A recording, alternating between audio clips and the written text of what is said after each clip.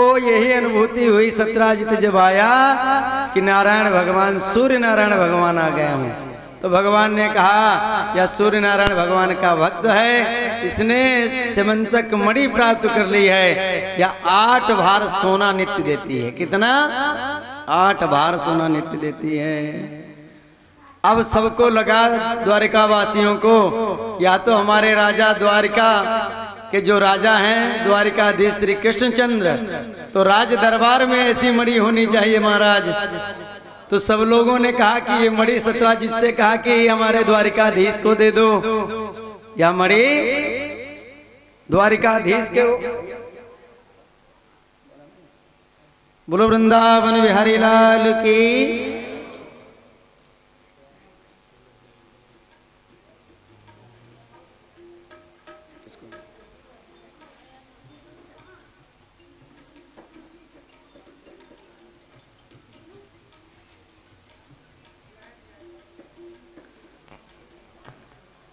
बोलो द्वारिकाधीश की जय हो। तो सब लोगों ने कहा कि यह मणि जो है हमारे द्वारिकाधीश के पास होनी चाहिए। तो सब लोगों ने कहा कि यह मणि राज दरबार में दे दो, प्रजा का भी इससे कल्याण होगा। तो उसने कहा नहीं नहीं, हमने बहुत तप किया है तब जाकर के यह मणि हमें प्राप्त हुई है, इसलिए आप तुमको यह मणि देने वाला मैं नहीं। और महाराज उसके बाद वह वहां से चला गया। तो उसके भाई प्रसेन ने मणि मांगी। जब कोई नई वस्तु हमारे घर में आती है, हम लाते हैं तो सब लोग लालायित रहते हैं, थोड़ा एक बार ट्राई तो करें। बोलो राधे राधे। जब गाड़ी आती है नई तो सब लोग चलाते हैं उसे, हैं? तो नई कोई भी वस्तु आए तो लोग बंदूक खरीदी तो क्या ट्राई करें देखें। अब तो लोग नहीं ट्राई करते महाराज। 15 साल पहले लोग बंदूक राइफल लेते थे, तो फिर जब आती थी तो सब महाराज जो चला लेते थे वो फिर फायर करते थे। बोलो राधे राधे। हैं? तो सब ट्राई करते थे। तो प्रसेन ने कहा भैया ये मणि हमको दे दो, हम भी लेके देखें, तो हम भी ट्राई करें। तो मणि को ट्राई करने के लिए दे दिया। भगवान श्री कृष्ण ने जब द्वारिका वासियों ने कहा दे दो, तो नहीं मिली भगवान को, लेकिन अपने भाई को दे दी। हम लोग भी यही करते हैं, भगवान ने हमें धन दिया लेकिन नारायण की सेवा में नहीं लगाते। भगवान ने हमें धन दिया तो नारायण की सेवा में लगाना चाहिए कि नहीं लगाना चाहिए। यज्ञ हो रही है या ज्ञान यज्ञ हो रही है, या जैसे हमारे संस्कृत विद्यालय में छोटे छोटे बच्चे पढ़ रहे हैं, तो हमारा सरकार भी ध्यान नहीं दे रही है। और सब बहुत बढ़िया लोग कहते हैं काम सरकार कर रही है, लेकिन प्राइमरी वाले बच्चों को सब मिलता है। और संस्कृत में जो पाठशाला चल रहे हैं उसमें कोई सरकार व्यवस्था नहीं कर रही महाराज। या तो आपके यजमान कर रहे होंगे या आप व्यवस्था कर रहे होंगे, क्योंकि संस्कृत पर कोई ध्यान नहीं दे रहा है। संस्कृत के जो बच्चे हैं वो राम सहारे हैं। वहाँ महाराज जो बिल्डिंगें बनी हैं अपने मढ़िया घाट में, हम जब पढ़े तो मालूम पड़ता था कि यह बिल्डिंग कब नीचे आ जाएगी कोई पता नहीं। ऐसे कई अपना मिश्रानम देख लो, पंकज भैया पढ़ाते हैं, कब बिल्डिंग गिर जाए कोई पता नहीं। लोग कहते हैं सरकार बहुत बढ़िया है। हम सही जो बात होती है वोट बीजेपी को ही देते हैं, लेकिन जो काम गलत है वो गलत है। अब रोड है कितनी टूटी है, अब सब विधायक नेता खा रहे हैं, अपनी जेब भर रहे हैं। बोलो राधे राधे। हम लोगों का पैसा खून पसीना का टैक्स के रूप में देते हैं। जब गाड़ी खरीदते हैं तब भी हम पर टैक्स पड़ जाता है, मोटरसाइकिल लो तब भी टैक्स है। और उसके बाद लखनऊ जाओ महाराज तो सीतापुर के आगे बढ़ोगे तो टोल टैक्स, उसके आगे बढ़ोगे तो टोल टैक्स। अपने प्रधान के पास पहुंचो, पास ही में 2 बन रहे हैं, इधर भी 2 तुरंत आगे बढ़ के फिर 2। बोलो राधे राधे। इस तरीके से टैक्स भी लिया जा रहा है और हमको सुविधा भी नहीं मिल पा रही है। लोग कहते हैं, अच्छा कथावाचक भी बहुत प्रशंसा करते हैं बीजेपी सरकार की, हम भी प्रशंसा करते हैं, ऐसा नहीं। राम भगवान के मंदिर का कितने दिन का लफड़ा था, हैं? कितना अच्छा काम किया, अपने धर्म के लिए बहुत अच्छा काम कर रहे हैं। लेकिन महाराज धर्म कैसे बढ़ेगा जब संस्कृत विद्यालय जो हैं, क्योंकि जब मंत्र होंगे दैवाधीनम जगत सर्वम मंत्राधीनम च देवता ते मंत्रा ब्राह्मणाधीनम तस्मात् ब्राह्मण देवता। लेकिन वेद पाठी ब्राह्मण जब ऐसे उनके लिए खाने की व्यवस्था नहीं, रहने की व्यवस्था नहीं होगी, और एक दिन छत अगर गिर जाए तो महाराज उसका जिम्मेदार कौन होगा? तब हमारे प्रमोद भैया अंदर करे जाएंगे, हैं? सही बता रहे हैं। तब किसी की निगाह नहीं जाएगी कि सरकार, तब आंखें कहाँ थी सरकार की? तो हमारे मन का नहीं काम हो रहा है, एक ही मन का काम हो रहा है। एक कौन काम हो रहा है? जो अपने सनातन धर्म को आगे बढ़ाया जा रहा है। हाँ महाराज, पहले इतना पूजा पाठ नहीं होता था, इतना लोग तिलक नहीं लगाते थे, लेकिन हमारे आदरणीय यशस्वी प्रधानमंत्री मोदी जी जब राम मंदिर में गए और बढ़िया जब स्थापना हुई राम मंदिर की, तो ले जाकर के मुकुट और वो सब व्यवस्था करवाए। तो ये सब काम बहुत अच्छा है, क्योंकि लोग देखते हैं वैसे करते हैं, जथा राजा तथा प्रजा। मोदी जी लौंग तोड़ करके व्रत रहते हैं नवरात्र दोनों, तो प्रजा भी रह रही है। लेकिन ना तो मोदी जी संस्कृत विद्यालयों और बच्चों उन पर कोई व्यवस्था कर रहे हैं, तो उनके जो नेता लोग हैं विधायक मंत्री वो भी कुछ नहीं कर रहे हैं। और सब कुछ होगा महाराज, लेकिन अगर 10 लाख रुपए 20 लाख रुपए संस्कृत विद्यालय पर खर्च कर दिया जाए तो महाराज बढ़िया बन जाएगा विद्यार्थियों के लिए। प्राइमरी वाले बच्चों को लिए सब कुछ व्यवस्था, लेकिन संस्कृत के लिए कुछ भी नहीं। ये विडम्बना है। लोग कहते हैं राम राज्य, राम राज्य बिल्कुल नहीं है। बोलो राधे राधे। रामचरितमानस पढ़ के देखो राम राज्य क्या होता है?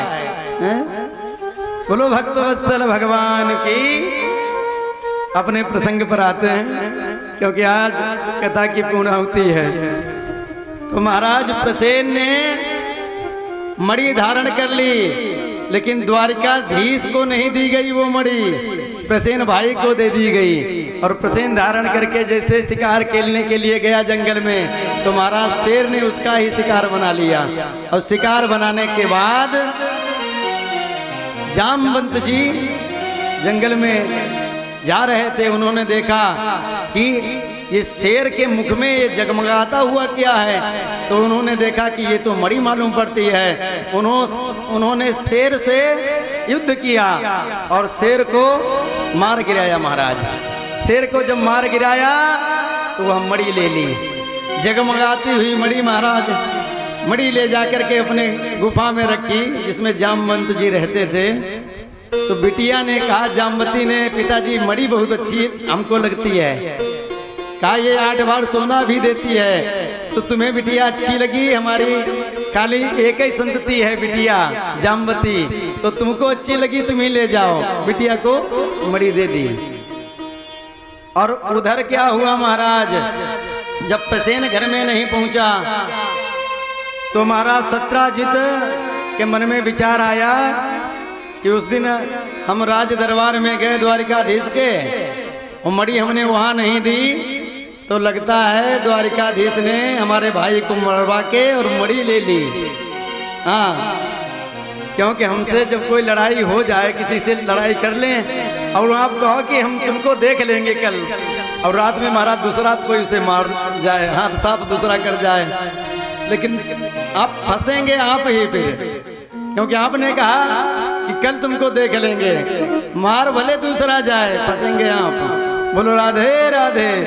अब भगवान का नाम आने लगा, भगवान ने किया भी नहीं यह काम, तो भगवान का नाम आने लगा। भगवान ने विचार किया, ये तो कलंक बहुत बढ़िया लगा। अपनी पत्नी को सत्राजित ने कहा कि देवी, हमें लगता है श्री कृष्ण ने ही हमारे भाई को मरवा दिया है, लेकिन जब तक अभी तो शंका है, पक्की बात नहीं है। तो इसलिए जब बात का खुलासा हो जाए, पक्की बात हो जाए, पता चल जाए, तभी बात दूसरे से कहना। तो कहा ठीक है, नहीं कहूंगी। अब वो अपनी पड़ोसिन के यहाँ गई, पड़ोसिन से कहने लगी, बहन आजकल देखो द्वारिकाधीश श्री कृष्ण, वैसे तो बात कहनी नहीं चाहिए, कहना नहीं बहन, तो क्या बात है बताओ।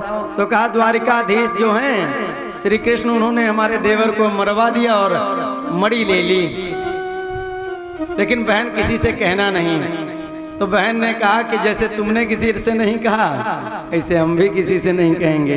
वह भी उसकी पड़ोसन दूसरे के यहाँ गई, उसने तीसरे से कही, और करणे करणे जपन जना हैं। धीरे धीरे भगवान द्वारिकाधीश के कान में यह आवाज पहुंच गई। भगवान द्वारिकाधीश ने कहा, हमने कुछ किया भी नहीं, मड़ी भी नहीं ली, लेकिन कलंक झूठा लग गया, क्योंकि छोटे पर भगवान श्री कृष्ण ने चंदा मामा को देख लिया था, हैं? और वो भी चतुर्थी का चंद्रमा, और वो भी महाराज भाद्रपद शुक्ल पक्ष का चंद्रमा, क्योंकि भगवान रो ही रहे थे। मैया चंदा मामा दिखाने लगी, तो भगवान ने कहा, हम तो चंदा मामा लेंगे मैया, हैं? पहले बहू के लिए रोए, बहू नहीं तो कहा, इससे कहा चंदा मामा तुम्हें देंगे, तो चंदा मामा के लिए भगवान रो गए। तो वो अपने लाला को चंदा दिखाए रही माँ, समझाए रही माँ, नहीं माने कन्हैया मनाए रही माँ, मनाए रही माँ। अपने लाला को चंदा दिखाए रही माँ, मनाए रही माँ, नहीं माने लाला मनाए रही माँ, मनाए रही माँ। अपने लाला को चंदा दिखाए रही माँ, समझाए रही माँ, नहीं माने कन्हैया मनाए रही माँ, मनाए रही माँ।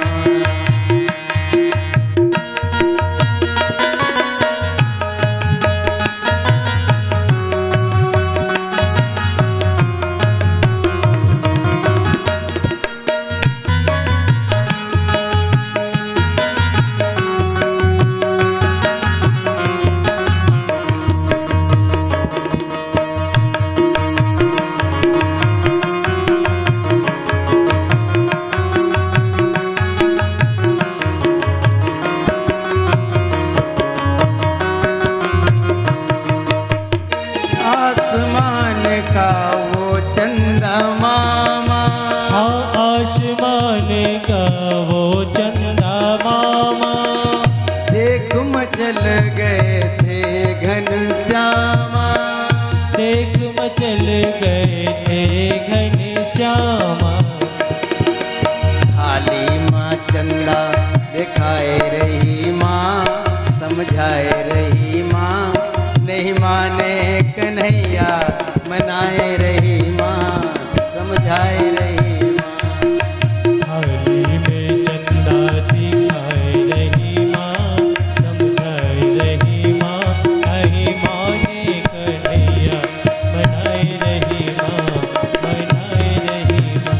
अपने लाला को चंदा दिखाए रही माँ, समझाए रही माँ, नहीं माने कन्हैया मनाए रही माँ, मनाए रही माँ, समझाए रही माँ। तो वही चतुर्थी का चंद्रमा देख लिया था भगवान कृष्ण ने, तो महाराज अनकरा लग गया। तो आज भगवान ने कहा, अब सच्चाई तो निकाल के रहेंगे, तो भगवान निकल लिए। अब जब भगवान गए तो उस मणि का पता लगाने के लिए आगे बढ़े, जंगल में जा रहे थे, तो महाराज शेर मिला, मरा हुआ पड़ा था। तो शेर के आगे जब देखा तो खून की धार थी महाराज। अब वो धार के सहारा जब भगवान गए लाती लगाते हुए, जब चोरी होती थी आज से 20 साल पहले, तो लोग लाती लगाते थे। चोर किधर गया, कैमरा हमारा चलते नहीं थे, तुम्हारा लाती लगाई जाती थी। चोर किधर गया, तो लाती लगाते हुए महाराज जाने लगे। और जब गए तो महाराज जामवंत जी की जो गुफा थी, उसी गुफा में प्रवेश कर गए। क्योंकि वह गुफा तक जब प्रवेश कर गए, जामवंत जी भगवान राम जी का पूजा पाठ कर रहे थे और जामवती जी उनकी जो बिटिया हैं वह उसी मणि से खेल रही थी। भगवान जब पहुंचे तो अनजान व्यक्ति को देख करके जामवती डर गई और शोर मचाने लगी, बचाओ बचाओ बचाओ। जामवंती जी जब शोर मचाए तो तुरंत जामवंत जी आए और जामवंत जी आकर के देखे कि एक अनजाना पुरुष हमारे घर में घुस आया है। तो महाराज तुरंत जामवंत ने एक भूसा छाती पे जड़ दिया कन्हैया के, कृष्ण जी के। अब महाराज एक छाती पे जैसे घूसा जड़ा तो भगवान कृष्ण कहाँ पीछे हटने वाले, उन्होंने भी एक घूसा एक के बदले 2 घूसे जड़ दिए जामवंत की छाती पे। अब महाराज कुश्ती शुरू हो गई। फिर जामवंत जी भी पीछे नहीं और भगवान श्री कृष्ण भी पीछे नहीं। अब महाराज 27 दिन तक युद्ध चला, भयानक युद्ध। कितने दिन तक? 27 दिन तक। जामवंत जी कभी ऊपर कभी भगवान ऊपर, 27 दिन तक युद्ध चलता रहा महाराज।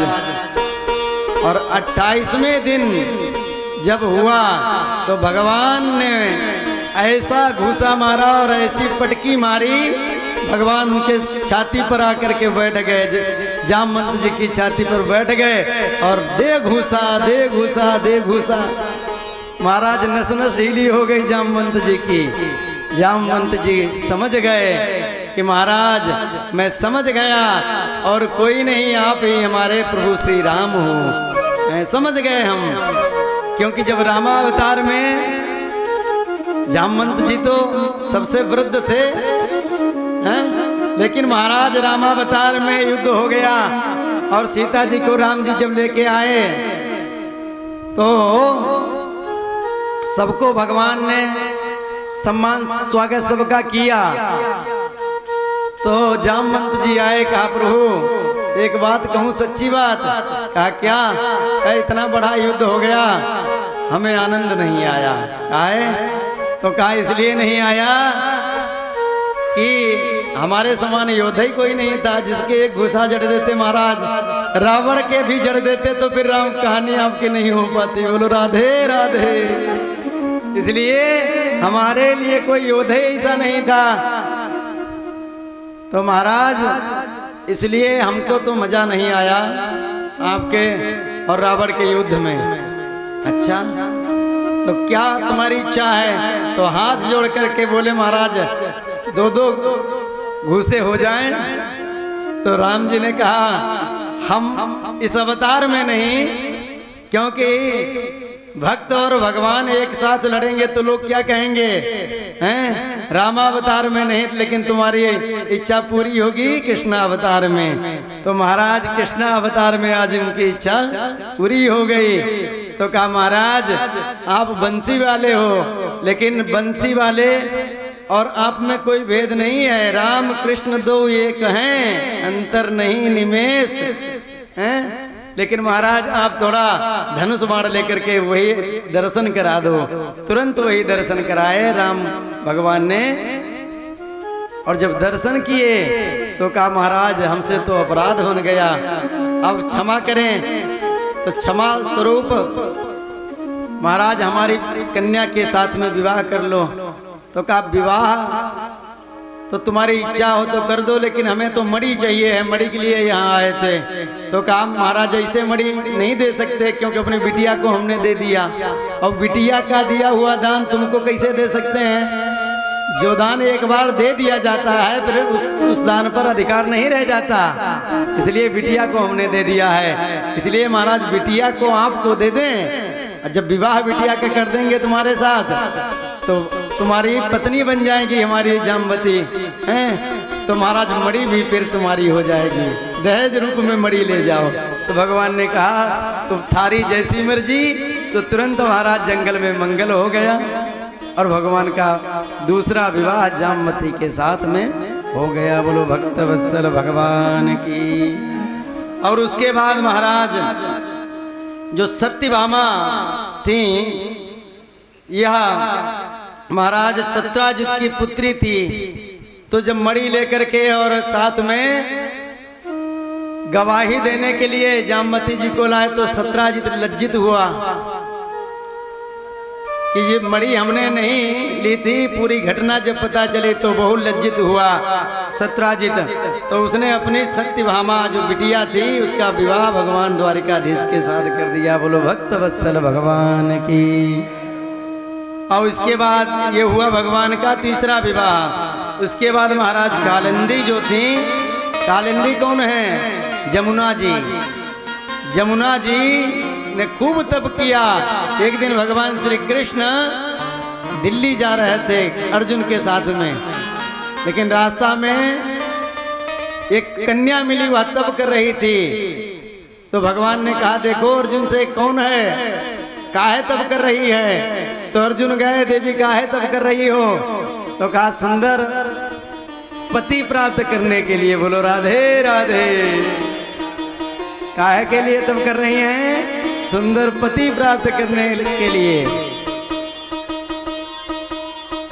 कात्यायनी महामाये महायोगिन्निधीश्वरी नंद गोप सुतम देवी पति में कुरुते नमः।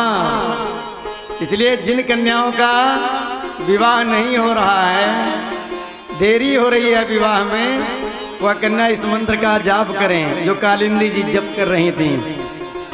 तो कहा अच्छा पति रूप में किसको प्राप्त करना चाहती हो? तो कहा नंद गोप सुतम देवी पति में कुरुते नमः। तो तुरंत अर्जुन आए दौड़े दौड़े और कहा प्रभु द्वारिकाधीश तुम्हारी बृहस्पति बहुत अच्छी चल रही है इस समय। क्या मतलब? कहा जो कन्या तब कर रही है तुमको पति रूप में प्राप्त करना चाहती है। तो भगवान खुश हो गए, मुलाकात कराओ। तो वहां पर तुरंत मुलाकात अर्जुन जी ने कराया और तुरंत महाराज कालिंदी जी के साथ भगवान का यमुना जी का विवाह हो गया। बोलो भक्त वत्सल भगवान की। और मित्र वृंदा का भी विवाह महाराज भगवान द्वारिकाधीश जी के साथ हुआ। और एक सत्या थी, सत्या का भी विवाह भगवान द्वारिकाधीश के साथ हुआ। और एक भद्रा थी, भद्रा का भी विवाह द्वारिकाधीश के साथ में हुआ। और एक लक्ष्मणा थी, लक्ष्मणा का भी विवाह द्वारिकाधीश के साथ में हुआ। इस तरीके से 8 विवाह महाराज एक एक करके हुए। और उसके बाद महाराज 16,100 विवाह एक ही मंडप में हो गए। तो महाराज 16,108 विवाह कैसे हुए? परीक्षित जी चौंक गए, महाराज 16,108 विवाह कैसे हो गए एक साथ में? और कहाँ और किस मुहूर्त में हुए? तो कहा सुखदेव जी कहते हैं सुनो परीक्षित, प्राग ज्योतिषपुर का एक राजा था, उसका नाम था भौमासुर। भौमासुर एक दानव था, वैसे इसका नाम नरकासुर भी है, परंतु भूमि पुत्र होने के नाते भौमासुर कहलाया महाराज। पृथ्वी का पुत्र है इसलिए भौमासुर नाम हुआ इसका। इसने 20,000 राजकुमारियों के साथ में विवाह करने का संकल्प किया था। इसने संकल्प किया कि 20,000 कन्याओं के साथ में मैं विवाह करूंगा, राजकन्याओं के साथ में। तो महाराज कहीं तो जाता, चुरा करके कन्याओं को ले आता, छोटी कन्याओं को लेके आता, जब बड़ी हो जाएगी तब इसके साथ में विवाह करूंगा। इसलिए कहीं जाता, युद्ध में लड़के लाता। तो इस तरीके से 16,108 हो गई। तो सब कन्याओं ने भगवान द्वारिकाधीश को पुकारा, कृष्णाय वासुदेवाय हरे परमात्मने प्रणत क्लेशनाशाय गोविंदाय नमो नमः। तो भगवान जब पधारे महाराज, जब याद करी तो भगवान तुरंत पधारते हैं। भक्त जब भगवान की याद करे तो भगवान पे तुरंत भागते हैं। तो तुरंत भगवान पहुँचे महाराज। सभार्यो गरुणारूढ़ा प्राग ज्योतिष पुरम ययु। सत्यभामा को लेकर के भगवान वहाँ पहुँच गए महाराज। और पहुँचकर जब पहुँचे तो मुर नाम का एक दैत्य था, वो भगवान को मारने लगा महाराज। जब मारने लगा तो भगवान को जब मारने लगा, 5 उसके सिर थे और 5 सिरों से भगवान को मारने लगा। तो भगवान ने उसका वध कर दिया। इसलिए भगवान का एक नाम और हो गया मुरारी। हाँ, मुर नाम का जो दैत्य था उसका वध किया तो भगवान का नाम हुआ मुरारी। बोलो मुरारी भगवान की। और इसके बाद महाराज भौमासुर का भी वध किया और कारागार में जो 16,108 कन्या थीं उनको छुड़ाया। कन्याओं ने कहा इस 4 दीवारी से तो रक्षा कर ली, लेकिन अब हमसे विवाह कौन करेगा? कोई विवाह करना नहीं चाहेगा। इसलिए एक प्रार्थना है कि आप भी हमसे विवाह कर लो। तो भगवान ने कहा चलो तुम्हारी जैसी इच्छा सो की। तो भगवान ने एक मुहूर्त में उन सबके साथ में विवाह किया। और भगवान के विवाह कितने हुए? 16,108। कितने? ये हैं द्वारिकाधीश के ठाठ। बोलो राधे राधे। और हर एक पत्नी से एक एक कन्या और 10-10 पुत्र हुए। बोलो राधे राधे। और आज हम लोग क्या कहते हैं? हम 2 हमारे 2। लेकिन दूसरे धर्म के लोग क्या कहते हैं? हम 2 हमारे 50। बोलो राधे राधे। और जब वो 50 हो जाएंगे तो हमको समाप्त कर देंगे महाराज। नाग जो, क्योंकि नाग अंडा जब देता है तो महाराज हजारों अंडा एक साथ में देता है, हजारों। तो नाग एक साथ में हजारों अंडे देते हैं। और जब हजारों अगर जीवित बच जाए महाराज ना, तो हम लोग बच नहीं पाएंगे। खैर नहीं फिर महाराज, लेकिन हम लोगों की भगवान रक्षा करते हैं। यदा यदा हि धर्मस्य ग्लानिर्भवति भारत अभ्युत्थानं धर्मस्य तदात्मानं सृजाम्यहम्। जब जब धर्म पर कुठाराघात होता है तब तब भगवान अवतार लेके आते हैं। और भगवान अकेले नहीं आते हैं। रामावतार में राम और लखन जंगल में जब गए रावण से युद्ध किया, तब राम लखन 2 ही थे, वैसे 4 भैया। लेकिन जब वहाँ भैया थे तो कितने? 2 राम और लखन। और दूसरा अवतार हुआ महाराज तो बलराम और कृष्ण। और इस समय जो अवतार हुआ है तो योगी और मोदी। बोलो राधे राधे।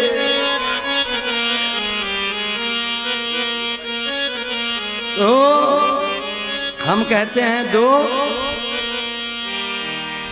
हम 2 हमारे 2, लेकिन ऐसा नहीं होना चाहिए। कम से कम कुछ लोग तो ये कहते हैं हम 2 हमारे एक ही। एक संतान नहीं होनी चाहिए, 2 संतान तो होनी चाहिए। लेकिन महाराज इस कलयुग में 4 संतानें होनी चाहिए तो पक्की बात है। हाँ, 4 संतानें होंगी तभी तो 2 लोगों को फौजी बना देंगे, कहेंगे जाओ। अब जब 2 हैं, एक बेटा एक बिटिया, तो भैया फौज में कौन भेजेगा? कोई नहीं भेजेगा अपने बेटे को। अब जब 4 हैं तो देश की रक्षा के लिए 2 जा रहे हैं। बोलो राधे राधे। हम लोग सुरक्षित काहे हैं कि रात दिन फौजी लोग हमारे लिए बेचारे रात दिन सोते नहीं हैं महाराज। ऐसे इसी जगह ड्यूटी लग जाती है जहाँ तापमान बिल्कुल नहीं होता, बर्फ लोग बन जाते हैं। हमने एक दिन फेसबुक पे देखा तो एक फौजी बर्फ बिल्कुल बने खड़े हैं बेचारे हैं। तो हमारी रक्षा करने के लिए हैं। तो हम जब 4 बेटा पैदा करेंगे तो 2 बेटा कर देश की रक्षा में चले जाएंगे, क्योंकि धर्म की रक्षा तभी होगी जब देश की रक्षा होगी। भगवान ने अवतार लिया, 24 अवतार हुए भगवान के, लेकिन भारत वर्ष में ही हुए। भाई अमेरिका में कोई अवतार हुआ? ऑस्ट्रेलिया में हुआ? इंग्लैंड में हुआ? कहीं नहीं। 24 अवतार भगवान के कहाँ हुए? इस भारत भूमि में। इसका क्या मतलब है? भगवान भी भारतवासी हैं क्या? बोलो राधे राधे।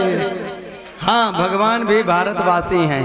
जैसे यह शरीर हमारा है, या शरीर जो हमारा है, ऐसे ही जो संसार है वो भगवान का ही है। लेकिन महाराज शरीर में हाथ टूट जाए हम जीवित रह सकते हैं, पैर टूट जाए जीवित रह सकते हैं, आंख फूट जाए, दांत टूट जाए जीवित रह सकते हैं। लेकिन महाराज हृदय की जो गति है या बंद हो जाए अगर, तब जीवित नहीं रह सकते क्या? तो भारत जो भूमि है ये भगवान की धड़कन है, हृदय है। तो महाराज भारत भूमि में हम लोगों को या सौभाग्य प्राप्त हुआ है कि हमारा जन्म भारत भूमि में हुआ है। जिस देश राष्ट्र में जन्म लिया बलिदान उसी पर हो जाए। स्वधर्मम निधनम श्रेया पर धर्मो भयावा। अपने धर्म में मर जाना भी श्रेष्ठ है, श्रेयस्कर है। तो महाराज जो भी भारत में रहते हैं उनका सबका एक दायित्व बनता है कि अपने देश की रक्षा कब होगी? जब 4 बच्चे होंगे तब। बोलो राधे राधे। इसलिए हम 2 हमारे 2 नहीं, हम 2 तो हमारे कम से कम 4, ये भावना होनी चाहिए। क्योंकि हमारे द्वारिकाधीश के पास कौन चीज की कमी थी? लेकिन उन्होंने कहा नहीं, एक पत्नी से 10 बच्चे और एक बिटिया। बिटिया भी जरूरी है महाराज। बेटा मिलता है सौभाग्य से, भाग्य से। बिटिया मिलती है सौभाग्य से। देखो 10 पुत्र समा कन्या, 10 पुत्रों के बराबर महाराज एक कन्या होती है। और 10 कन्या समम तरो, 10 कन्या के बराबर एक वृक्ष लगा दो महाराज, फलदार। आम का लगा दो, गुलरी का लगा दो, पीपर का लगा दो। महाराज अपने ग्रंथों में लिखा है किस वृक्ष को लगाने से क्या कामना पूरी होती है। जिसका विवाह नहीं होता अंगूर के बेल लगा दो महाराज। देखो फिर बेल के वंश जिसका नहीं बढ़ रहा अंगूर की बेल लगाओ, हैं? और महाराज शिव पुराण में लिखा है एक जगह पर कि जिसको पुत्र की प्राप्ति की इच्छा हो वह 1 लाख धतूरे के पुष्प से भोले बाबा का अर्चन करे, पूजन करे। देखो कई एक उपाय नहीं अपने धर्मशास्त्रों में, एक चीज के हजारों उपाय हैं। दशरथ जी के यहाँ जब पुत्रेष्टि यज्ञ हुई तो काहे के लिए? वो जप भी करा सकते थे, लेकिन पुत्रेष्टि यज्ञ हुई उनके यहाँ पुत्र प्राप्ति के लिए। लेकिन हम लोग रुद्राभिषेक कराते हैं तो पंडित जी से पूछते हैं महाराज रुद्राभिषेक कराना है तो किस द्रव्य से कराएं? तो कहते हैं गाय के दूध से कराओ। तो महाराज जब गाय के दूध से, वो भी देसी गाय के दूध से जब अभिषेक होगा तभी फायदा होगा, और नहीं तो डेयरी वाले दूध से, अमूल वाले दूध से चढ़ाओगे, अभिषेक कराओगे तो हजारों लीटर दूध चढ़ा दो, अभिषेक कर दो, कोई फायदा होने वाला नहीं है। देसी गाय होनी चाहिए और देसी गाय के दूध से अभिषेक करो। अगर फायदा ना हो गारंटी हमारी है, करो अभिषेक। लेकिन महाराज सडंग पाठ से नहीं, फिर नमक चमक से होना चाहिए पाठ। अपने मंत्र गलत नहीं है लेकिन हमारी क्रियाएं गलत हैं। हम लोग अनुष्ठान कराते हैं, कहते पंडित जी फायदा नहीं हुआ, पुत्र के लिए अभिषेक कराया हुई बेटी, विजय के लिए पीताम्बरा अनुष्ठान कराया इलेक्शन जीतने के लिए, लेकिन हार गए महाराज, 3रा नंबर आया इलेक्शन में। मतलब क्या? जो विधि है विधि के हिसाब से करेंगे तो कल्याण होगा, और विधिहीन से यज्ञ से सद्या करता विनश्यति। विधिहीन जब यज्ञ होगा तो करने वाले का विनाश हो जाएगा महाराज। बोलो राधे राधे। ऐसे अपने धर्मों में कई कथाएं आती हैं। इसलिए जो भी कर्म करो तो विधि से करो, भले कम करो। नहीं सामर्थ्य है 4 लाख जब करवाने का तो कम से कम 1 ही लाख करवाओ, लेकिन विधि के साथ होना चाहिए। विधि के सहित होगा तो कल्याण होगा, और विधि से हीन होगा तो महाराज कल्याण होने वाला नहीं है। बोलो वृंदावन बिहारी लाल की जय हो। और महाराज भगवान द्वारिकाधीश के 16,108 विवाह हुए, और 16,108 गुणे 10 करो तो 1,61,080 कितने बेटा हुए? 1,61,080 बेटा। तो इतनी संतानें महाराज हुई, और संतानों को लेकर के भगवान जाते हैं, उनसे पूजा पाठ भी करवाते हैं, पूजा पाठ भी करवाते हैं। और क्योंकि पोता हुए पर पोता हुए तो महाराज वंश बढ़ता गया, 56 करोड़ यदुवंशी हो गए महाराज। बोलो राधे राधे। एक दिन सब यदुवंशी आए भगवान द्वारिकाधीश के पास, छोटे छोटे बच्चे, और कहा बाबा घर में महल में रहते रहते बोर हो जाते हैं, इसलिए कम से कम कहीं घूमने के लिए चलें। जा रहे हैं आप क्या? बोलो वृंदावन बिहारी लाल की जय हो। जय सिया राम, जय जय सिया राम।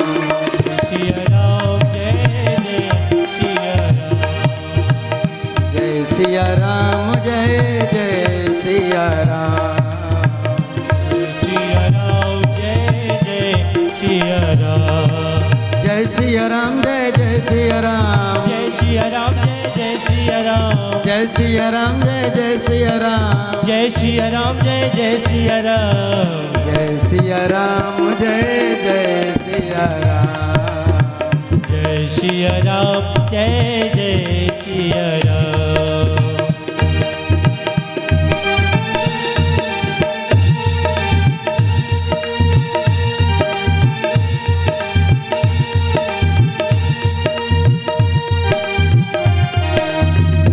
तालियों की सेवा करते हुए भाव से।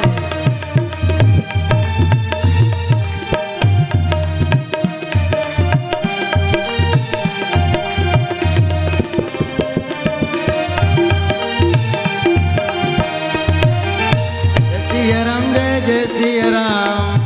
राम जय जय सिया राम। जय सिया राम, जय जय सिया राम। जय सिया राम जय जय सिया राम। जय सिया राम, जय जय सिया राम। जय सिया राम जय जय सिया राम। जय सिया राम, जय जय सिया राम।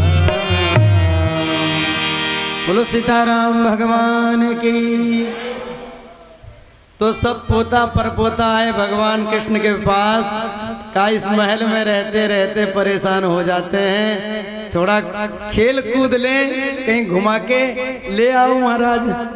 तो कृष्ण भगवान ने कहा चलो, और ले जा करके एक बगीचे में पहुंच गए भगवान। भगवान ने कहा देखो हम तो आराम कर रहे हैं और तुम लोग खेलो। अब छोटे छोटे बच्चे सब खेलने लगे महाराज, छोटे छोटे बच्चे सब खेलने लगे। काहे का खेल खेले? गेंद का। हाँ, ये क्रिकेट का खेल आज का नहीं है महाराज, हाँ, बहुत पुराना। बोलो राधे राधे। अब महाराज जैसे क्रिकेट खेलने लगे तो महाराज एक बालक ने ऐसा शॉट लगाया कि सीधे आसमान हवाई यात्रा पे गेंद चली गई महाराज। हवाई यात्रा के बाद वो सीधे जाकर के एक कुएं में गिरी जाके महाराज। तो बच्चों ने कहा गेंद तो कुएं में चली गई। तो कुछ बच्चों ने कहा चलो चल करके निकाल लेते हैं। हाँ, छोटे छोटे जो बच्चे खेलते हैं मैच, देखो आजकल गेंद चली जाए दूसरे के यहाँ, 20 जी गेंद तुम्हारे यहाँ आई है, दे दो, हैं कहते हैं। हम लोगों ने भी खूब मैच खेला क्रिकेट।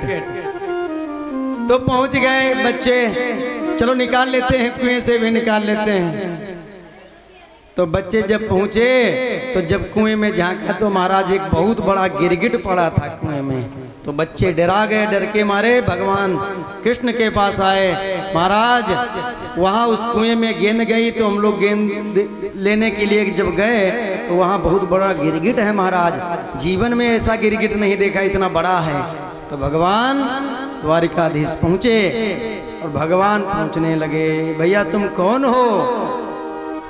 तो तुरंत उसने जैसे भगवान के दर्शन किए द्वारिकाधीश के, तो महाराज वो बोल पड़ा, नगो नाम नरेंद्रो इक्ष्वाको तनय प्रभो दाने स्वाख्यायमाने सो यदते कर्णम स्पृशम। भाई माइक थोड़ा सही करो, आवाज हमारी खींच रही है, अभी गला पड़ जाएगा मालूम हो रहा है, कम ना किया करो। तो नरगो नाम नरेंद्रो हम, महाराज आपने नाम सुना होगा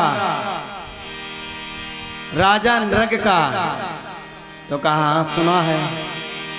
तो कहा वही मैं हूं, लेकिन महाराज मैं इतना दान करता था और दान ही हमारे लिए श्राप बन गया। तो काहे का दान करते थे? तो कहा महाराज गायों का बहुत दान हम करते थे। ध्यान दे, राजा ने काहे का दान करते थे? गायों का।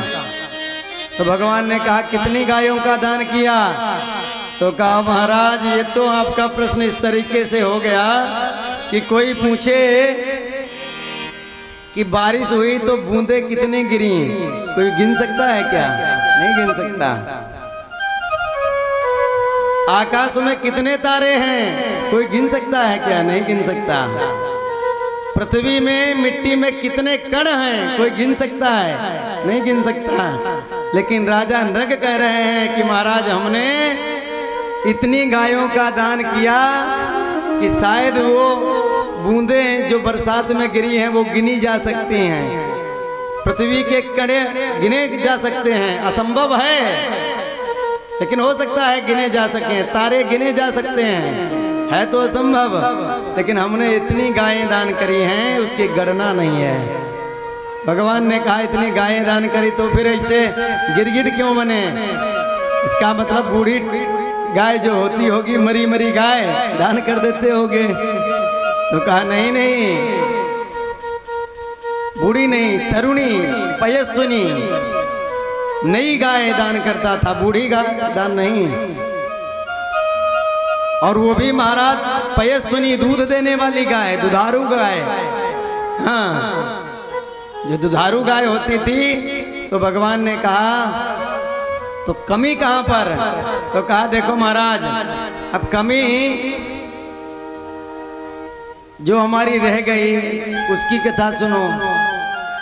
महाराज खूब गायों का दान किया, लेकिन गाय के जब दान का संकल्प करते थे तो गाय के खुर चांदी से मढ़वाते, सिंग सोने से, और अलंकृत करके महाराज गाय को दान करते थे। तो एक दिन हमने दान किया, ब्राह्मण ले जा करके अपने घर में बांध दिया, और उस ब्राह्मण के यहाँ से गाय छूट करके हमारी गौशाला में आ गई महाराज। और हमने वही गाय दूसरे दिन दूसरे ब्राह्मण को दान कर दी। तो महाराज इधर से ये गाय लिए जा रहा था ब्राह्मण, उधर से वो गाय ढूंढ रहा था ब्राह्मण, जो कल जिसको दान ब्राह्मण को दिया वो ढूंढ रहा था, और आज दिया वो लेके जा रहा था। रास्ते में दोनों की भेंट हुई। उसने कहा ये गाय हमारी, उसने कहा ये गाय हमारी। कहा ये राजा ने कल हमको दिया।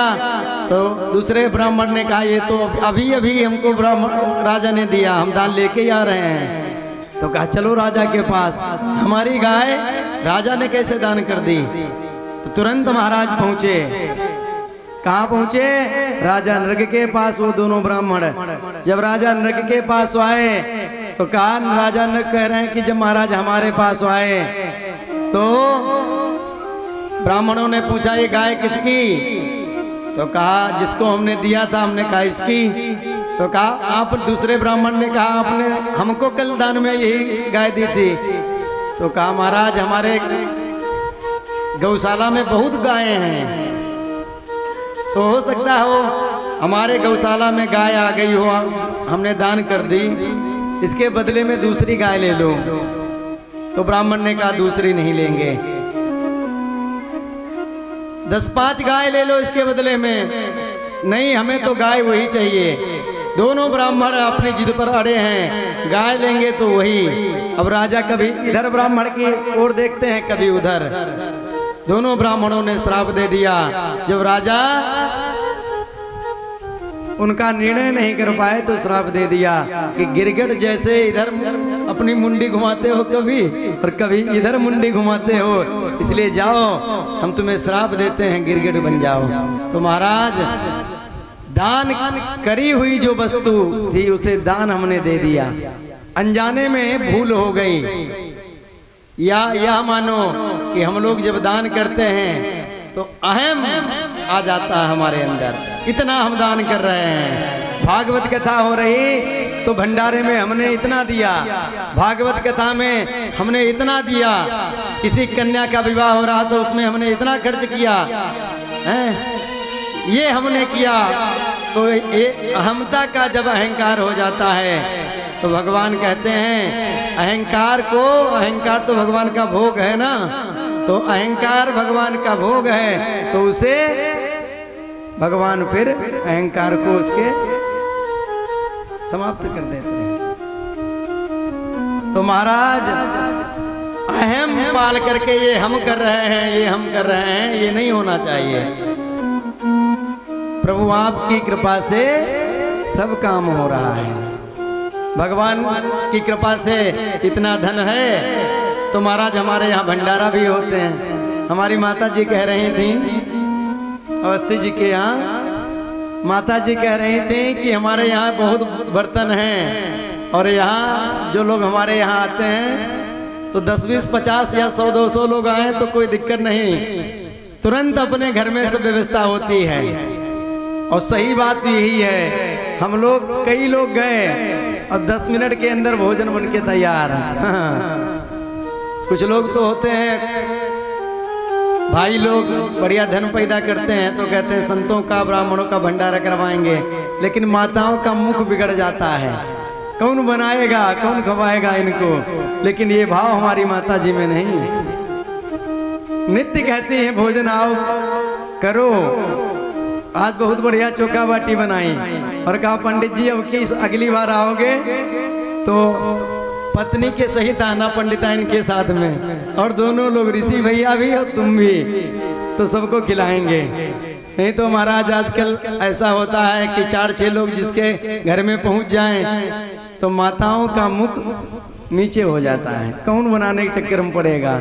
लेकिन महाराज, अतिथि देवो भव, अतिथि भगवान का स्वरूप है, यह मान करके सेवा करेंगे तब महाराज फिर भगवान की सेवा होगी। क्योंकि अतिथि नारायण का स्वरूप होता है, संत नारायण का स्वरूप होता है, भगवान नारायण के स्वरूप होते हैं, दरिद्री नारायण का स्वरूप होता है। अरे यहाँ तक कि महाराज कुत्ता, पशु पक्षी सबको खिलाओ। भगवान ने इतना नहीं दिया भंडारा कराने के लिए, तो इतना तो धन सबको दिया होगा कि 10 रुपए के बिस्कुट खरीदो पार्ले जी और चींटियों का भंडारा कर दो। बोलो राधे राधे। लाखों चींटियों का भंडारा हो जाएगा 10 रुपए में, नहीं हो जाएगा। तो महाराज यही होना चाहिए, भगवान ने धन दिया है तो भगवान की सेवा में लगाना चाहिए। बोलो वृंदावन बिहारी लाल की। तो इसने ब्राह्मण का धन जो था वह दूसरे दिन दूसरे ब्राह्मण को दान कर दिया था। भगवान कहते हैं ब्राह्मण के धन को जो खाता है उसका वंश नष्ट हो जाता है। वैसे जहर जो खाएगा वही मरेगा, करंट जिसको लगेगा वही मरेगा, लेकिन ब्राह्मण के, संतों के, गौ माता के धन को जो खाएंगे उनका वंश ही समाप्त हो जाएगा महाराज।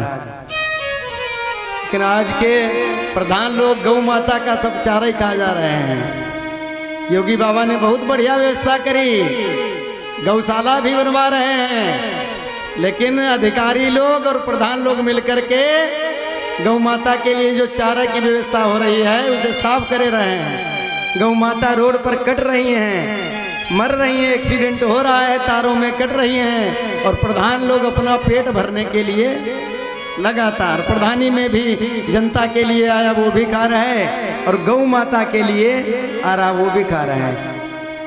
पहले लोग दूषित धन से डरते थे, दूषित धन है हमारा परिवार, हमारा वंश खराब हो जाएगा, लेकिन आजकल महाराज लोग खुदाने में जिंदगी बर्बाद कर देते हैं। दूषित धन कहाँ से आए, कैसे भी आए, हमारा हम धनवान बन जाएं। बोलो राधे राधे।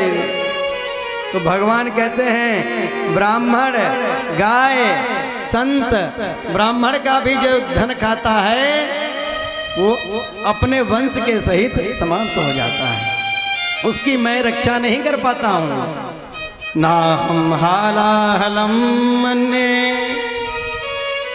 विषम्यस्य प्रतिक्रिया, ब्रह्मस्त्वं हि विषम प्रोक्तम नासे प्रतिविधिर्भुवि, नास्ति पति विधिर्भुवि। इसलिए जो गौ माता के लिए आता है, ब्राह्मणों के लिए आता है, उसे बिल्कुल भी नहीं खाना चाहिए। महाराज गौशाला में आप लोगों ने दर्शन किए होंगे, 1.5 हड्डी की गौ माता, और कितना रुपए आता है कुछ पता है आप लोगों को? एक गौ माता के लिए योगी जी कितने रुपए बेचते हैं? 40 रुपए पर डे के हिसाब से, और उनका गोबर प्रधान लोग बेच देते हैं, सब बेच देते हैं, सब व्यवस्था करते हैं, तब भी बोलो राधे राधे। इसलिए धन परिश्रम करके जो पैदा करेंगे और उससे फिर धर्म करेंगे तब सुख होगा। धनात् धर्मम तथा सुखम, धन धर्म से जब पैदा करेंगे तब सुख होगा। वैसे हम नोटों को खूब इकट्ठा कर लें लेकिन हमारा परिवार कभी सुखी नहीं होगा, ये पक्की बात है। बोलो भक्तवत्सल भगवान की जय सिया राम, जय जय सिया राम, जय सिया राम, जय जय सिया राम, जय सिया राम, जय जय सिया राम, जय सिया राम, जय जय सिया राम, जय सिया राम, जय जय सिया राम, जय सिया राम, जय जय सिया राम, जय सिया राम, जय जय सिया राम, जय सिया राम, जय जय सिया राम, जय सिया राम, जय जय सिया राम, जय सिया राम, जय जय सिया राम, जय सिया राम, जय जय सिया राम, जय सिया राम, जय जय सिया राम, जय सिया राम, जय जय सिया राम, जय सिया राम, जय जय सिया राम। बोलो भक्तवत्सल भगवान की जय। परीक्षित जी ने प्रश्न कर दिया श्री सुखदेव जी महाराज से, आप कई बार कहे हो कि दीन बंधु भगवान को पुकारे हो, तो दीन किस दीन पर भगवान किस दीन को बंधु अपना बनाया, किस दीन को अपना भाई बनाया? बंधु माने भाई। तो कहा सुनो परीक्षित जी, श्री सुखदेव जी कहते हैं एक भगवान के भक्त थे सुदामा। सुदामा थे, सब लोग जानते हैं। ये बहुत दीन थे लेकिन भगवान के भक्त नंबर 1 के थे, ये पक्की बात है। लेकिन हम लोग क्या कहते हैं, सुदामा जी दरिद्र थे, ऐसा नहीं है। दरिद्र कौन है? कोबा दरिद्रो ही विशाल तृष्णा, जिसकी तृष्णाएं बहुत हैं। इतना तो मिल गया, उतने में संतुष्ट नहीं, इतना और मिल जाए महाराज। पहले सोच रहे थे कि सरकारी जॉब लग जाए, जॉब भी लग गई, 1 लाख रुपए मंथली आने लगा, लेकिन उससे भी उनका पेट नहीं भरता महाराज। फिर घूस मांगने लगते हैं? तो इतना तो सरकार दे रही है, उससे भी आपका गुजारा नहीं हो पा रहा है और घूस मांग रहे हो। तो दरिद्री कौन है? कोबा दरिद्रोई ही विशाल तृष्णा। इसकी तृष्णाएं बहुत बढ़ती रहती हैं। भगवान ने जितना दिया है उतने में ही संतुष्ट रहना चाहिए। रहना चाहिए कि नहीं? एक की एक आंख फूट गई, उसने कहा भगवान ने हमारे साथ अत्याचार कर दिया, हमने कौन अपराध किया जो हमारी एक आंख फूट गई। तब तक जा रहा था, एक की दोनों आंखें चली गईं। तो महाराज तब उसकी समझ में आया, अरे कम से कम हमारी एक तो है।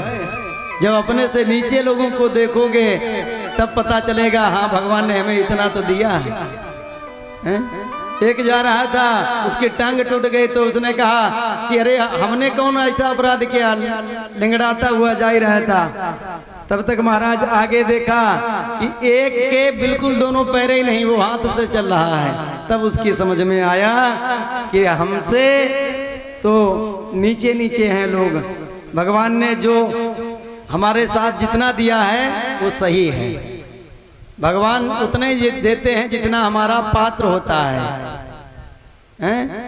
पात्र जितना बड़ा होगा उतना ही बड़ा भगवान देते हैं। कौन सुख दुख कर दाता, निज कृत कर्म जनित फल पाता। इसलिए जो हम जैसा कर्म करते हैं वही हमें प्राप्त होता है। लोग कहते हैं इतना हम पूजा पाठ करते हैं, हम इतना परेशान रहते हैं। तो एक आप कथा पढ़ लेना जाके सदन कसाई की, आपकी समझ में आ जाएगी पूरी बात। क्योंकि जीव अपने कर्म के अनुसार फल प्राप्त करता है। अब इतना समय नहीं है, नहीं तो सुना भी देते। सदन कसाई जब पूजा पाठ करता था, जब मदिर काटने और पीटने और अत्याचार दुष्टाचार पापाचार में रत था, तब उसे कुछ नहीं महाराज हुआ।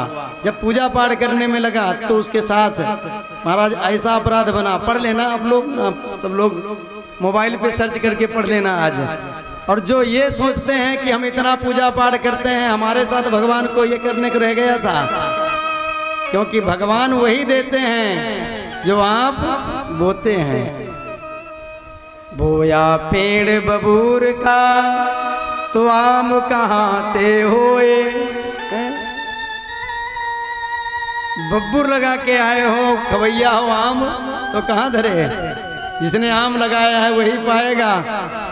बोलो राधे राधे। तो महाराज हम लोग दरिद्री हैं, सुदामा दरिद्री नहीं थे। दरिद्री तो हमारी बुद्धि है। कोबा दरिद्रो हे विशाल तृष्णा। कृष्ण स्यासे सखा कश्चित् ब्राह्मणो ब्रह्मवित्तमः विरक्त इंद्रियार्थेषु प्रशांतात्मा जितेन्द्रियः। कृष्ण भगवान के सखा थे। कृष्ण स्यासे सखा कश्चित् ब्राह्मणो ब्रह्मवित्तमः, उत्तम ब्राह्मण थे महाराज, ब्राह्मणों में उत्तम ब्राह्मण।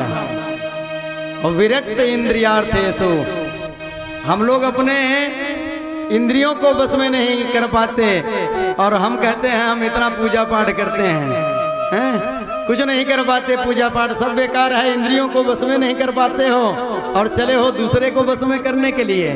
जब हम दूसरे के ऊपर उंगली उठाते हैं एक, तो 3 उंगली अपने इधर आती हैं। हमने आपके ऊपर उंगली उठाई, 3 आ रही हैं हमारे इधर।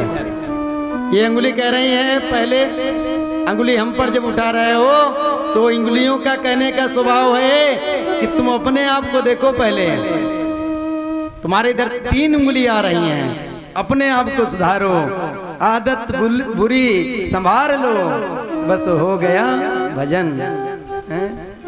आदत बुरी संभाल लो, बस हो गया भजन।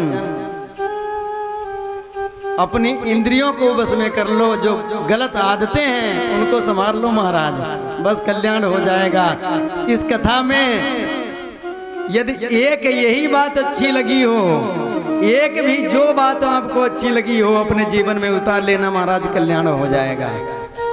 ये गारंटी के साथ हम कहते हैं। बोलो राधे राधे। तो विरक्त इंद्रियार्थेषु प्रशांत आत्मा जितेंद्रिय, अपनी इंद्रियों पर विजय प्राप्त कर लिए थे। अरे एक बात बताओ, जिसके बेटे छोटे छोटे हों और भूख के लिए तड़पते हों,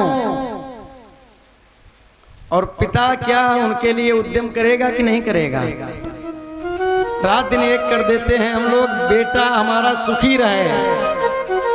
हम लोगों ने जितने कष्ट भोगे हैं, हमारे बेटे जो हैं उनको कितना कष्ट भोगना ना पड़े, रात दिन एक करते हैं, इसलिए नहीं करते हैं। लेकिन सुदामा जी के यहाँ इतना धन नहीं था, इतना अन्न नहीं था। आज भोजन बन गया, कल बनेगा कि नहीं बनेगा, बच्चों को मिलेगा कि नहीं मिलेगा। लेकिन सुदामा जी एक दरवाजे पर भिक्षा मांगने जाते थे, क्योंकि पहले भिक्षा मांग के ब्राह्मण अपना पेट भरते थे, भगवान का भजन ही करते थे महाराज। और एक दरवाजे पर भिक्षा मांगने गए, मिली तो सही, नहीं मिली तो वापस आ गए, भगवान के भजन में बैठ गए। कभी कभी तो ऐसा होता था कि जब छोटे छोटे बच्चे कहते मैया भूख लगी है, मैया भूख लगी है, तो मैया क्या करती? मैया जाकर के चूल्हे के ऊपर बटलोई चढ़ा देती, महाराज पानी भर देती और चूल्हा जलाने लगती। मैया कहती बच्चों से कि अभी भोजन बन रहा है बेटा, अभी बन जाएगा, जब बन के भोजन तैयार हो जाएगा तब खाने को मिलेगा। बच्चे थोड़ी देर बाद फिर आते, मैया भूख लगी है, अभी बना नहीं। तो मैया कहती बन रहा है भैया। इस तरीके से बच्चे बार बार आते और भोजन का इंतजार करते करते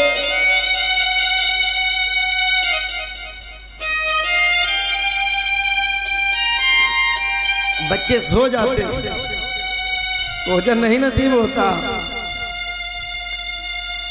भगवान को लगा हमारे जो भक्त हैं द्वारिकाधीश श्री कृष्ण ने विचार किया कि हमारे जो भक्त हैं, हमारे मित्र हैं सुदामा, वो इतना कष्ट उठा रहे हैं, लेकिन हम राजा बन गए हैं।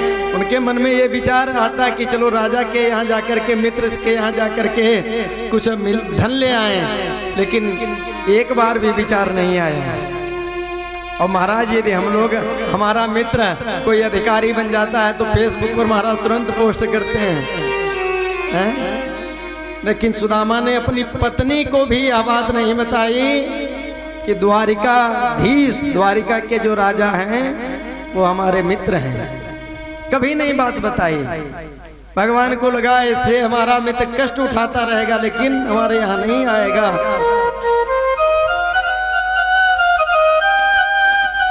तो महाराज भगवान ने ही एक ब्राह्मण का वेश बनाया और पहुंच गए। भिक्षाम दे, भिक्षाम दे, भिक्षाम दे माते। तो सुशीला जी बाहर निकली, कहा कि ब्राह्मण देवता क्षमा करना, हमारे यहाँ सूतक है। किस बात का? जातक है कि मृत्यु सूतक? दो सूतक होते हैं, जब जन्म होता है या मृत्यु किसी की होती है। तो भगवान ने कहा जातक हुआ है कि मृत्यु सूतक?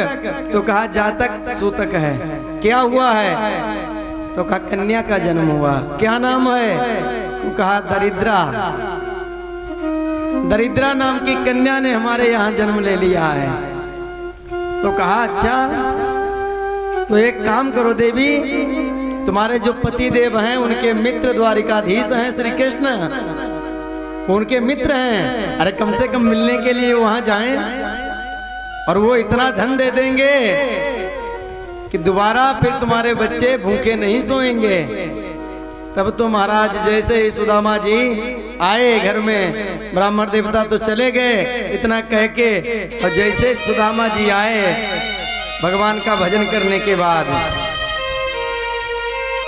तो सुशीला ने पूछ दिया एक बात बताओ, तुम्हारे मित्र द्वारिकाधीश हैं? तो कहा ये तुम्हें कैसे पता? तो कहा एक बाबा आए थे वो बता रहे थे,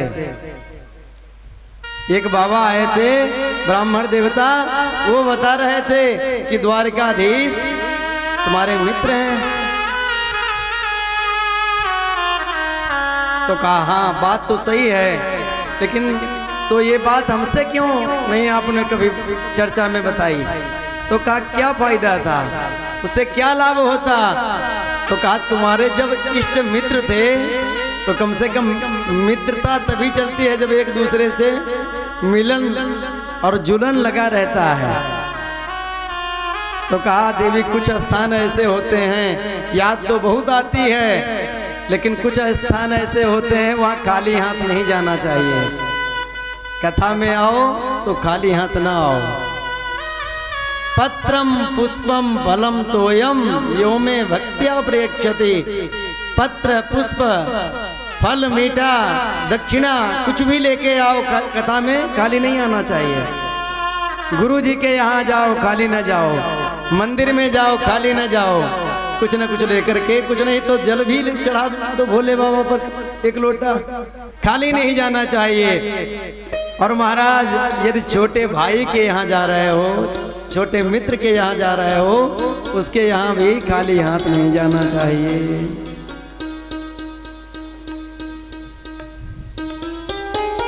तब तो सुशीला ने कहा तुम जाने का विचार पक्का करो तो व्यवस्था ले जाने के लिए हम कर देंगे। तो कहा जिस दिन देवी तुम व्यवस्था कर दोगी उसी दिन मैं अपने मित्र से द्वारिकाधीश से मिलने के लिए चला जाऊंगा।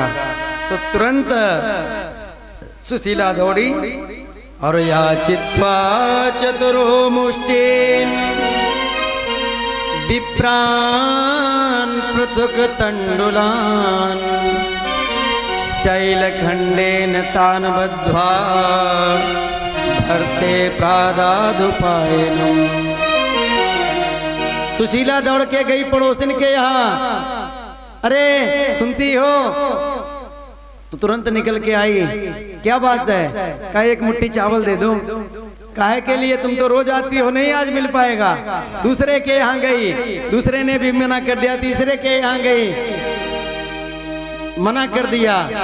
फिर आगे जाकर के कई घर जब मांगे तो जैसे तैसे 4 मुट्ठी चावल इकट्ठा हो गए महाराज। लेकिन 4 मुट्ठी चावल लेकर के आई और विचार कर रही हैं कि जिन लोगों ने हमको ये चावल दिए हैं हमारे स्वामी जाएंगे और द्वारिकाधीश से मिलेंगे, वहां से जब धन लाएंगे तो इनके वापस भी कर देंगे।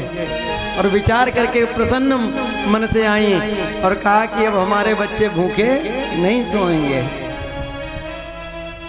इसलिए याचित्वा चतुरो मुष्टिन विप्रान पृथक तंडुलान चैलखंडेन तान बद्ध्वा भरते प्रादादुपायनम।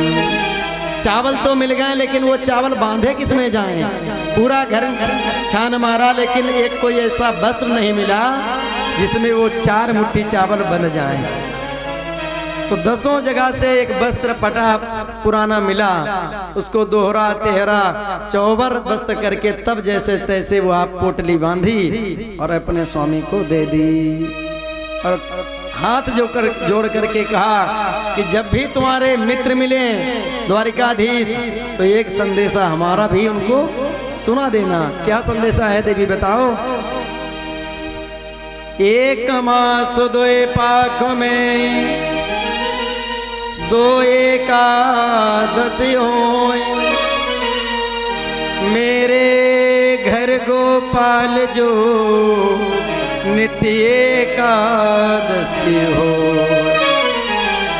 मेरे घर गोपाल जो नित्य एकादशी हो।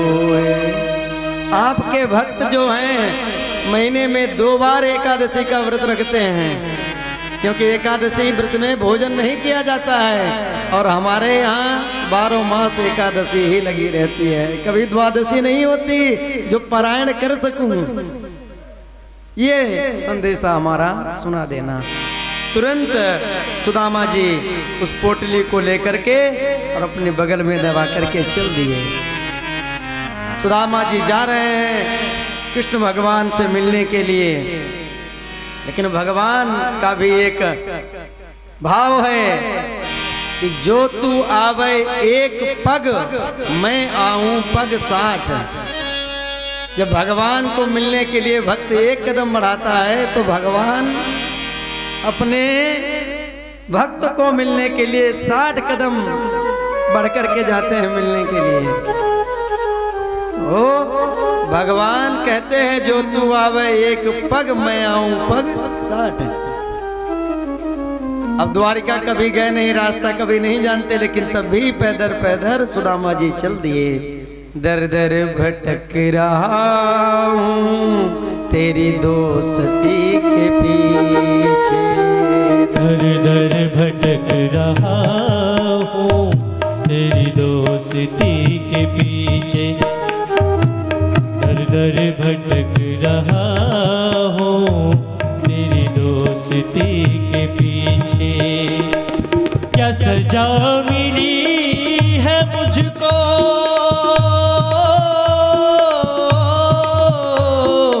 क्या सजा मिली है मुझको तेरी दोस्ती के पीछे, दर दर भटक रहा हूँ तेरी दोस्ती के पीछे, आओ से भटक रहा हूँ तेरी दोस्ती के पीछे।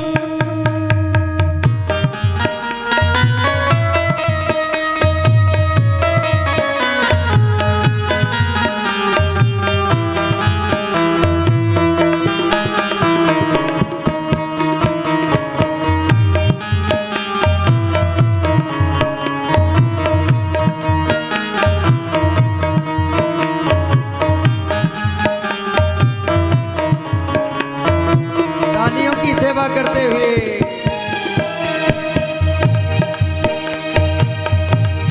और हे प्रभु, मैं गरीब हूँ तो क्या है, तीनों के नाथ तुम हो। मैं गरीब हूँ तो क्या है, तीनों के नाथ तुम हो। मैं गरीब हूँ तो क्या है, होठों पे है उदासी,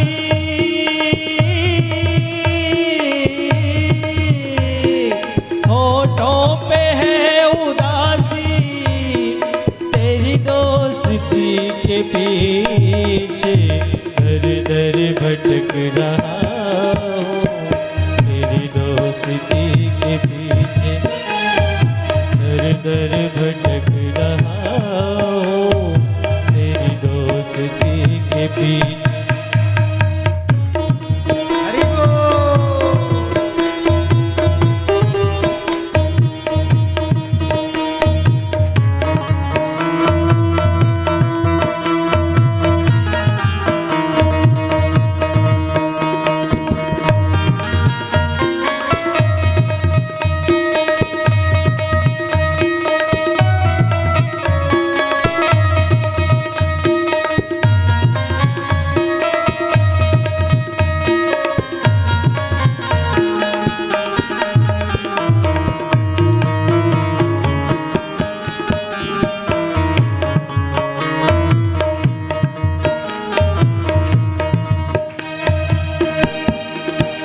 और सुदामा जी कहते हैं प्रभु,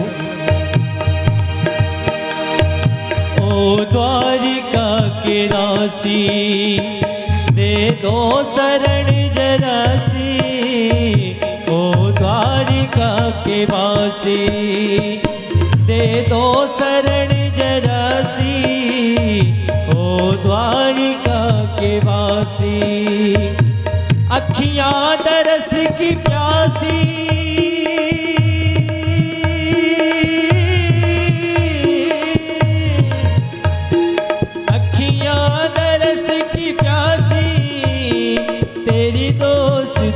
के पीछे दर दर भटक रहा हूँ तेरी दोस्ती के पीछे।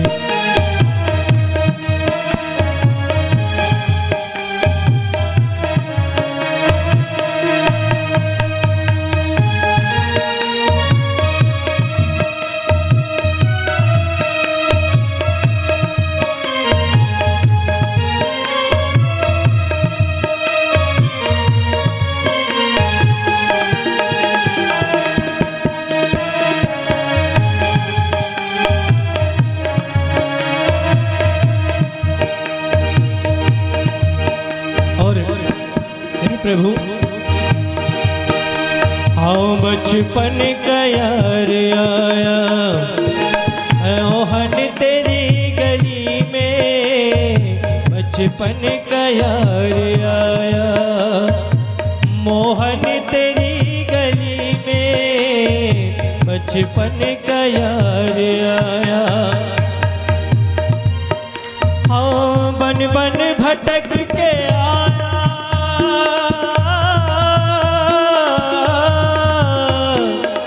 बन बन भटक के आया मोहन तेरी गली में, दर दर भटक रहा हूँ तेरे दोस्ती के पीछे, दर भटक रहा हूँ तेरी दोस्ती के पीछे।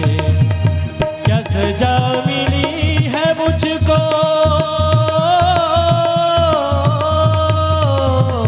क्या सजा मिली है मुझको तेरी दोस्ती के पीछे, दर दर भटक रहा तेरी दोस्ती के पीछे, दर दर भटक रहा तेरी दोस्ती के पीछे, दर दर भटक रहा हूँ तेरी दोस्ती के पीछे।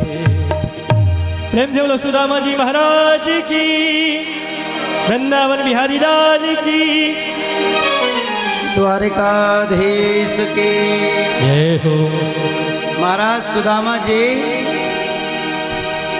एक वृक्ष की छाया में लेट गए, और जैसे लेटे तो सो गए, और जैसे महाराज सोए क्योंकि बहुत थक गए थे, तो जैसे परिश्रम हुआ लेटे वृक्ष की छांव में तो सो गए तुरंत महाराज। सोए तो भगवान ने भी एक लीला की कि जब सुदामा जी जगे तो द्वारिकापुरी में ही जगे। बोलो राधे राधे। जैसे आंख खोल करके देखी महाराज तो सब अटारी बड़ी बड़ी महल अटारी सब दिखाई पड़ने लगे। तो एक राहगीर एक पथिक मिला, उससे पूछ दिया कि भैया मैं द्वारिका को जानो चाहूं, कौन सी रास्ता है? तो पथिक ने कहा अरे बाबा तुम द्वारिका में ही खड़े हो, अरे द्वारिका आ गए? कहा? तो कहा एक बात भैया और बता दे कि हमारे कृष्ण का कौन सा महल है? तो कहा कि पहली बात तो जिस तरीके से आप नाम ले रहे हो उस तरीके से नाम नहीं लिया जाता। अरे वो यहाँ के राजा हैं, कुछ विश्लेषण लगाओ। श्री श्री 108 श्री गो विप्र प्रतिपालक श्री द्वारिकाधीश श्री कृष्णचंद्र जी महाराज, ऐसे विश्लेषण लगाओ। तो कहा भैया इतने विश्लेषण भी हम नहीं लगा पाएंगे, इतना बड़ा नाम हो गया तो इसके मतलब बहुत बड़ा आदमी हो गया है, तो पता नहीं मुझे पहचान पाएगा कि नहीं। तो कहा नहीं नहीं पहचान लेंगे, उनका स्वभाव बढ़िया है। तो अच्छा कौन सा मकान है? तो कहा जितने भी ये अटारियां दिख रही हैं, मकान बड़े बड़े दिख रहे हैं, महल, ये सब द्वारिकाधीश के ही हैं। तो कहा आगे जब जाओगे तो द्वारपाल लोग खड़े होंगे और उन्हीं से जाके पूछ लेना, वो तुमको बता देंगे। तो तुरंत सुदामा जी लाठी लेकर के लाठी टेकते टेकते और पैर में कांटे भी लग गए थे, तो महाराज लिंगड़ाते लिंगड़ाते पहुँचे सुदामा जी। द्वारपालों के पास हाथ जोड़ करके बोले कि भैया यहाँ द्वारिकाधीश का कौन सा महल है? तो कहा महल तो यही है, लेकिन बताओ क्यों पूछ रहे हो? कहा हमें मिलना है थोड़ा द्वारिकाधीश से। तो कहा अरे तुम्हारे जैसे बहुत लोग आते रहते हैं मिलने के लिए। तो कहा नहीं नहीं वो हमारा मित्र है, हम लोग साथ साथ पढ़े हैं। अच्छा साथ साथ पढ़े हो? तो विचार किया द्वारपाल ने, चलो भगवान हमारे द्वारिकाधीश की लीलाएं जो हैं कोई समझ नहीं पाता कि कैसे कैसी लीलाएं वो करते हैं। हो सकता हो कोई यह भी लीला कर रहे हो। तो द्वारपाल गया और भगवान द्वारिकाधीश अपने राज दरबार में बैठे थे। द्वारपाल ने हाथ जोड़ा, कहा महाराज एक बूढ़ा ब्राह्मण आया है, वो आपसे मिलना चाहता है। हाथ जोड़ करके नरोत्तम दास भी जो सीतापुर के ही अपने थे, उन्होंने भी एक पद गाया है। वैसे भागवत में ऐसा नहीं लिखा, भागवत में लिखा है कि भगवान को मिलने के लिए सीधे पहुंच गए, किसी से नहीं पूछा। भागवत जी में ऐसा लिखा है, किसी से भी नहीं पूछा, सीधे जाकर के द्वारिकाधीश से मिले जाकर।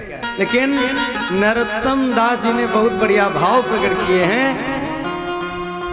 उसमें कहते हैं, शीस पगान धगा तन में, प्रभु जान को आहि बसो कहीं ग्रामा, धोती फटी सिलटी दुपटी, हर पायों पानन की नहीं सामा, द्वार खड़ो दुज दुर्बल देख, रहो चक सो बसुधा भिरामा, पूछत दीन दयाल को धाम, बतावत अपनो नाम रामा। जैसे ही भगवान के कान में यह नाम पड़ा कि सुदामा, वह अपना नाम बता रहा है और आपको मित्र बता रहा है। भगवान तुरंत सिंहासन से महाराज कूद पड़े और दोनों हाथ पसार के सुदामा सुदामा। अब जितने भी सभासद लोग थे वह भौचक्के हो गए कि आए दिन ब्रह्मादिक देवता आते रहते हैं, शंकर ब्रह्मा हैं, इंद्र, लेकिन हमारे भगवान ऐसे कभी नहीं दौड़े जैसे आज दौड़ रहे हैं। द्वारपाल भी भौचक्के कि सही कह रहा था कि हमारे मित्र हैं और दोनों भुजाएं पसार के सुदामा सुदामा सुदामा करते हुए भगवान जा रहे हैं। चरण पादुका भी नहीं पहनी, पीतांबर भी गिर गया, पीतांबर की भी सुध नहीं है और दोनों हाथ फैला करके सुदामा सुदामा करते गए। सुदामा जी भी इधर सोच रहे थे द्वार पर, पता नहीं इतना बड़ा आदमी बन गया मेरा मित्र, मुझे पहचान पाएगा, मुझे मिलने आएगा कि नहीं आएगा। तब तक देखा द्वारिकाधीश दौड़े दौड़े आ रहे हैं, सुदामा सुदामा सुदामा करते हुए दौड़े चले आ रहे हैं। सुदामा के नैनों में अश्रु झरने लगे और भगवान भी अश्रुपात करते हुए रोते हुए आए और सुदामा और भगवान श्री कृष्ण दोनों एक दूसरे से मिल गए। मालूम हो रहा था कब के बिछड़े हुए आज जाकर के मिल गए, कब के बिछड़े हुए आज यहाँ आके मिले।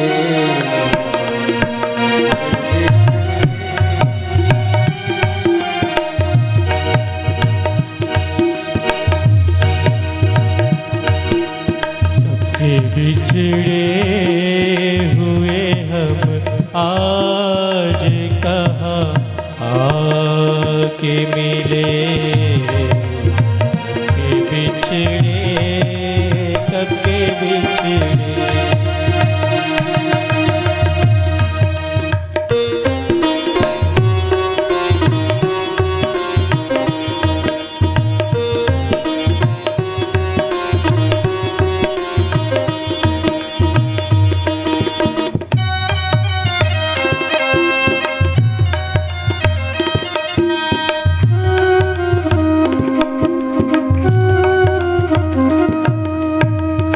दोनों मित्र ऐसे मिले कि दोनों के आंखों से आंसू की धारा बह रही है, एक दूसरे को छोड़ना ही नहीं चाहते। वृंदावन बिहारी लाल की। और उसके बाद भगवान ने अपने मित्र के हाथ पकड़े और कहा चलो मित्र, आज तो हमारा द्वारिका नगर जो है अब पवित्र हो गया, हमारा द्वारिका पूरी पवित्र हो गया जो ऐसे ब्राह्मण के चरण पड़े। और ले जाकर के सुदामा को अपने राज सिंहासन पर बिठा दिया। सुदामा जी मना कर रहे हैं